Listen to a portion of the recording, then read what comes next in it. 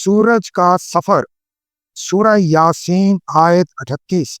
ترجمہ: اور سورج وہ اپنے ٹھکانے کی طرف چلا جا رہا ہے، یہ زبردست علیم ہستی کا باندھا ہوا حساب ہے۔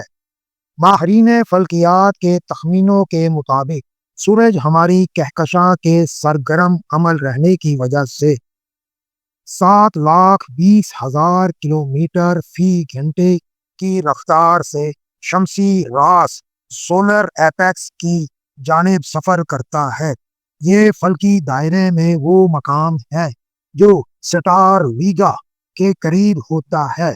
اس کا مطلب یہ ہے کہ یہ تقریباً 7,20,000 کلومیٹر ضرب 24 برابر ہے 1,72,80,000 کلومیٹر یومیہ سفر طے کرتا ہے، جیسا کہ ہماری زمین کرتی ہے، جن کا انحصار اس پر ہے۔ سبحان اللہ۔ آسمانوں کی 7 تہیں۔ سورۃ الطلاق آیت 12۔ ترجمہ: اللہ وہ ہے جس نے 7 آسمان بنائے اور زمین کی قسم سے بھی انہی کی مانند۔ قرآن میں کئی جگہ اللہ نے 7 آسمانوں کا ذکر فرمایا ہے۔ ہم جب زمین کے کرہ ہوائی کی ساخت کا جائزہ لیتے ہیں تو دیکھتے ہیں کہ اس کی 7 تہیں ہیں۔ کرہ ہوائی میں مشترک سطحات انٹرفیسز کے مقام اتصال ان تہوں کو ایک دوسرے سے جدا کرتی ہے۔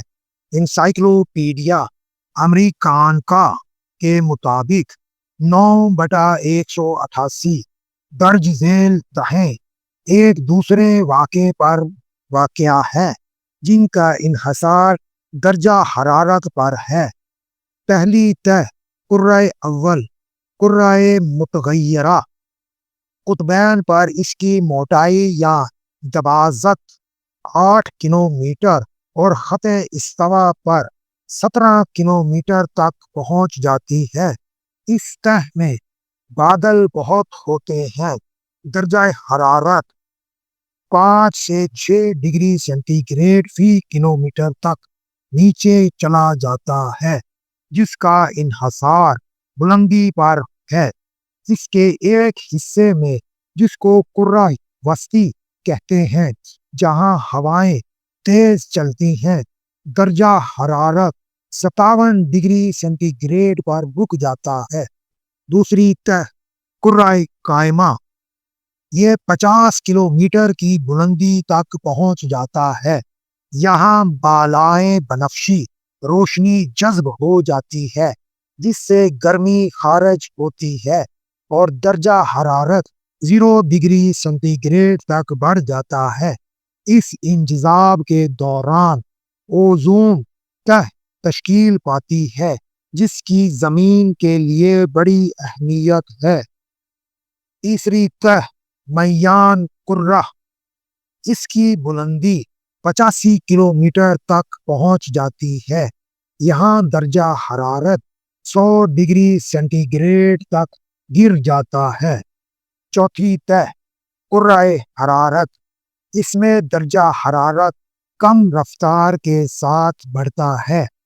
پانچویں تہ کرہ روانیہ، اس خطے میں گیسیں رواں آیونک شکل میں پائی جاتی ہیں۔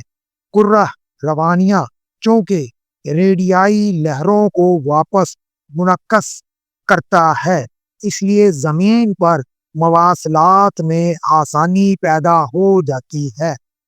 چھٹی تہ کرہ بالائی، یہ کرہ 500 کلومیٹر سے 1,000 کلومیٹر کے درمیان پھیلا ہوا ہوتا ہے۔ اس تہ کی خصوصیات سورج کی سرگرمیوں کے مطابق تبدیل ہوتی ہے۔ ساتویں تہ کرہ مکنائی، یہ وہ خطہ ہے جس میں زمین کا مقناطیسی میدان واقع ہے اور جو ایک خلائے بسیط کی مانند نظر آتا ہے۔ نیم ایٹمی ذرات جو توانائی سے چارج شدہ ہوتے ہیں، ان خطوں میں روک لیے جاتے ہیں جن کو وین ایلن شعاعی پٹیاں، وین ایلن ریڈیئیشن بیلٹس کہتے ہیں، پہاڑ جو زلزلوں سے تحفظ دیتے ہیں۔ سورہ لقمان آیت 10۔ ترجمہ: اس نے آسمانوں کو پیدا کیا بغیر ستونوں کے جو تم کو نظر آئیں، اس نے زمین میں پہاڑ جما دیے تاکہ وہ تمہیں لے کر ڈھلک نہ جائیں، اس نے ہر طرح کے جانور زمین میں پھیلا دیے۔ اسی طرح سورۃ النبا آیت 6-7۔